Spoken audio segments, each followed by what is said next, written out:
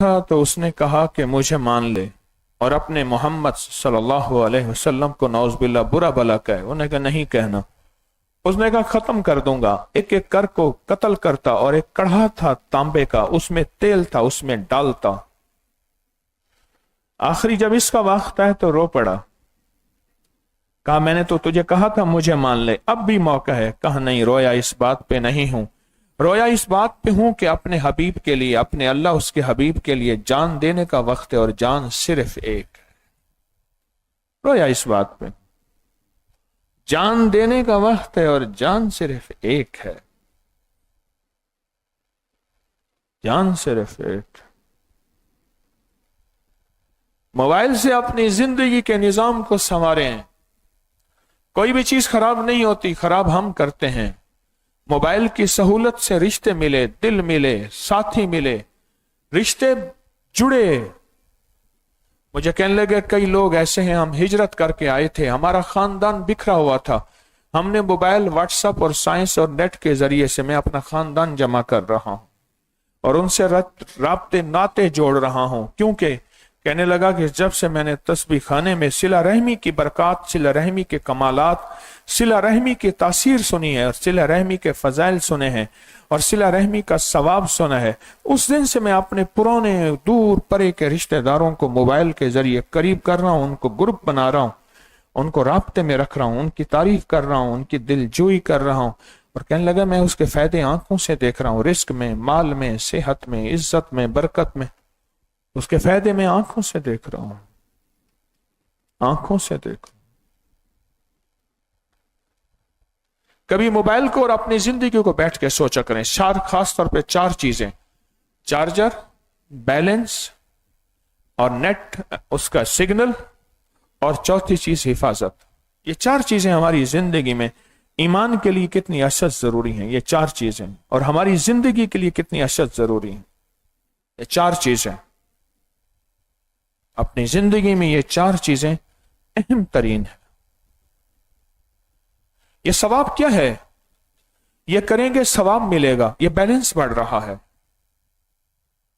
اور یہی بڑھتا ہوا بیلنس ترازو کو جا کے جھگائے گا. وَمَن يَعْمَلْ مِثْقَالَ ذَرَّةٍ خَيْرٍ يَرَهُ وَمَن يَعْمَلْ مِثْقَالَ ذَرَّةٍ شَرًّا يَرَهُ. ترازو کو چکائے گا. یہ ثواب بڑھ رہا, بیلنس بڑھ رہا ہے. اور قیامت کے دن جس کا ثواب زیادہ ہوگا اس کا ترازو بھاری ہوگا, اور جس کا ترازو بھاری ہوگا وہ دنیا میں کامیاب ہاؤ مکرہ کتابیہ اعلان کرے. یہ ثواب یہ ہے. آج سورۃ اخلاص کی پہلی جمعرات ہے. ہر سال سورۃ اخلاص کی 11 جمعرات ہیں. 1.25 کروڑ سورۃ اخلاص پڑھی جاتی ہے, بلکہ اس سے زیادہ پڑھی جاتی ہے پوری دنیا میں. انسان بیٹھ کے پڑھتے ہیں, فرشتے بھی موجود ہوتے ہیں, یقیناً جنات بھی ہوں گے. اور اگر جنات بھی ہیں, جنات کی تو ہم سے زیادہ تعداد بھی ہے, رفتار بھی ہے, اور طاقت بھی اللہ نے رکھی ہے. یہ کیا ہے سورۃ اخلاص؟ اور سورۃ اخلاص سے ہمارا بیلنس کتنا بڑھتا ہے؟